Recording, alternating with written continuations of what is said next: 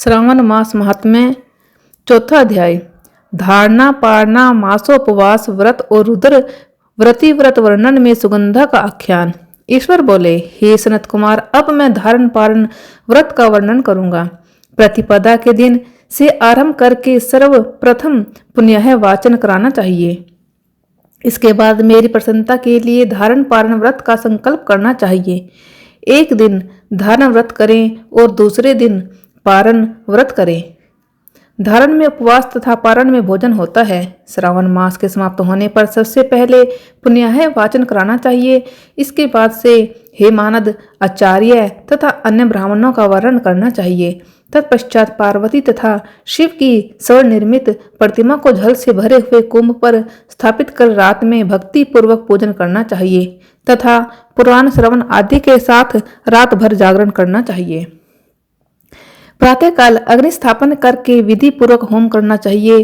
त्र्यंबकम इस मंत्र से तिल मिश्रित भात की आहुति डालनी चाहिए। उसी प्रकार शिव गायत्री मंत्र से घृत मिश्रित भात की आहुति डालें और पुनः षडाक्षर मंत्र से खीर की आहुति प्रदान करें।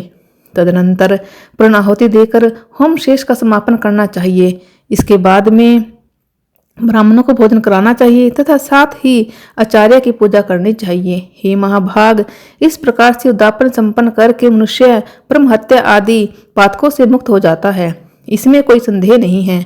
अतएव इस महाव्रत को अवश्य करना चाहिए। हे मुने, अब श्रावण में मास उपवास की विधि को आदर पूर्वक सुनिए। प्रतिपदा के दिन प्रातःकाल इस व्रत का संकल्प करें। स्त्री हो या पुरुष, मन तथा इंद्रियों को नियंत्रित करके इस व्रत को करें। अमावस्या तिथि को लोक का कल्याण करने वाले वृष धवल शंकर की अर्चना पूजा षोडश उपचारों से करें। तदनंतर अपने सामर्थ्य के अनुसार वस्त्र तथा अलंकार आदि से ब्राह्मणों का पूजन करें, उन्हें भोजन कराएं तथा प्रणाम करके विदा करें। इस प्रकार से किया गया मास उपवास व्रत मेरी प्रसन्नता कराने वाला होता है। हे सनत कुमार, मनुष्य को सभी सिद्धियां प्रदान करने वाले लक्ष्य संख्या परिमित रुद्रव्रती व्रत के विधान को सावधान होकर सुनिए।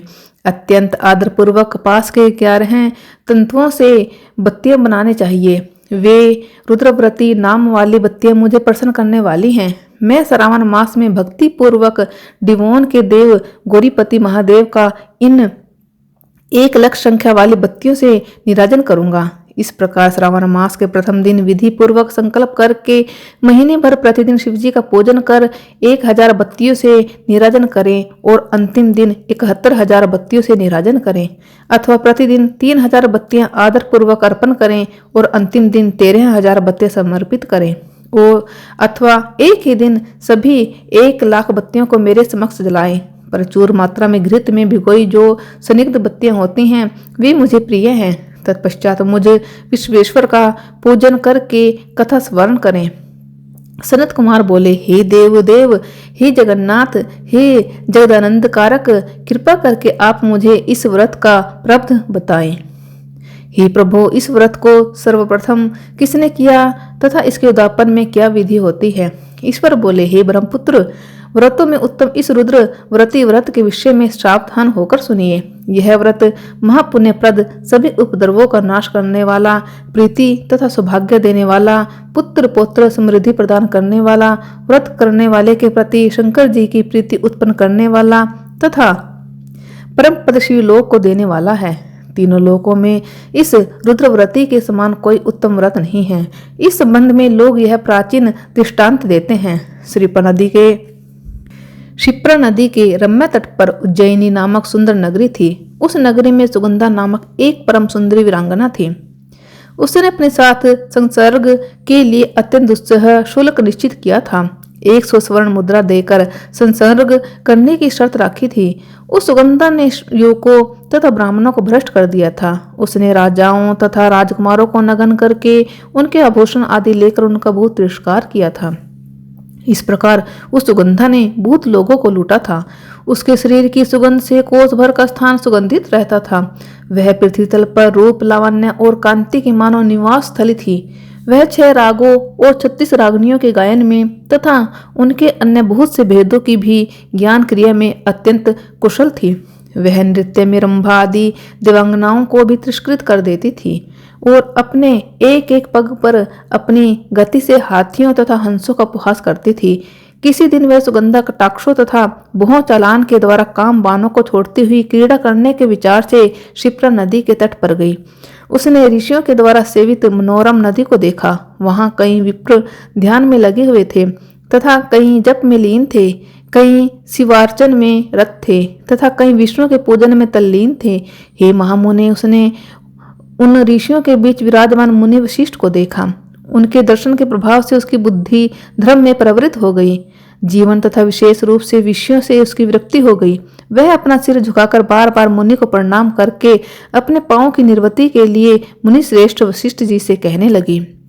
सुगंधा बोली, हे अनाथनाथ, हे विपेंद्र, हे सर्व विद्या विशारद, हे योगेश, मैंने बहुत से पाप किए हैं, अतः हे प्रभु उन समस्त पापों के नाश के लिए मुझे उपाय बताइए। ईश्वर बोले, हे सनत कुमार, उस सुगंधा के इस प्रकार कहने पर वे दीन वत्सल मुनि वशिष्ठ अपनी ज्ञान दृष्टि से उसके कर्मों को जानकर आदर पूर्वक कहने लगे। वशिष्ठ बोले, तुम सावधान होकर सुनो।